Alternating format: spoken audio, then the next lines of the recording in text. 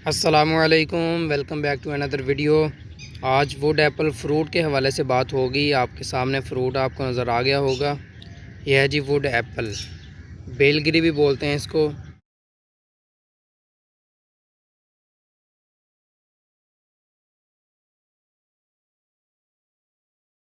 बेलगिरी उर्दू में बोला जाता है, वुड एप्पल इंग्लिश में। वुड एप्पल इसलिए बोलते हैं, ये जो है लकड़ी की तरह सख्त है। इसको जो है ना हथौड़े वगैरह या फिर कोई वज़नी चीज़ मार के तोड़ा जाता है। जैसा कि ये देख लें, इसको मैंने तोड़ा है।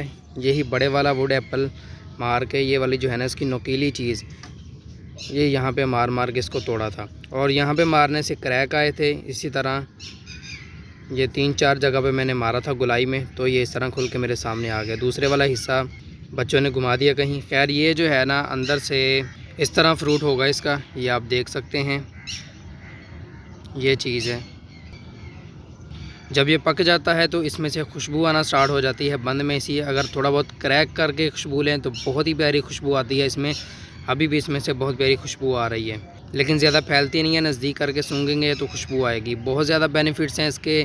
जो मेन इसका इलाज है, पुराने दौर से चलता आ रहा है, लोग इसको इस्तेमाल करते रहे हैं, वो है जोड़ों का दर्द। जो कि आजकल शुगर और जोड़ों का दर्द हमारा इधर आम है बीमारी ये।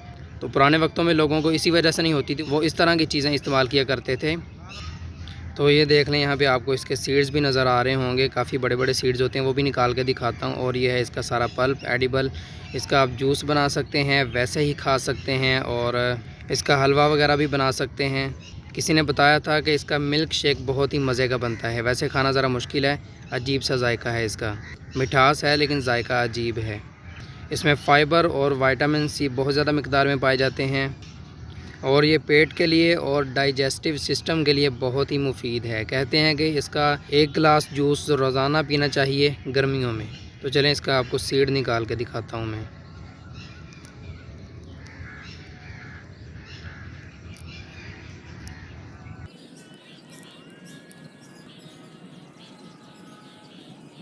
तो देखना, ये सारा अंदर पल्प ही है।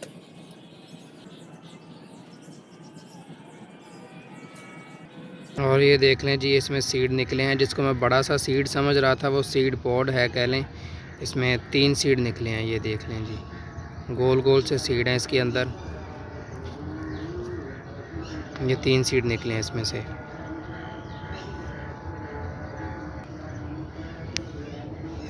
और ये देख लें यहाँ पर, ये जितने भी गुलाई है सारा जो है ना सीड पॉड ही हैं। अंदर पल्प भी है और सीड पॉड भी है। ये भी आपको नज़र आ गए होंगे यहाँ पे काले काले, ये सारे सीड्स हैं इसके अंदर। जूस भी मैंने बना के देखा था, कुछ ख़ास मज़े का नहीं बना। और हलवा कभी ट्राई नहीं किया। और मिल्क शेक का कहा है बंदे ने कि ये बहुत ही मज़े का बनता है, तो चलें वो ट्राई करेंगे। वो वैसे भी समझ आ रही है, मैंने खा के भी देखा था, क्रीमी सा टेस्ट है। तो मिल्क शेक उम्मीद है अच्छा ही बनेगा। तो दोस्तों, उम्मीद है आपको वीडियो अच्छी लगी होगी। लाइक और सब्सक्राइब लाजमी करना है। अल्लाह हाफिज़ नासिर।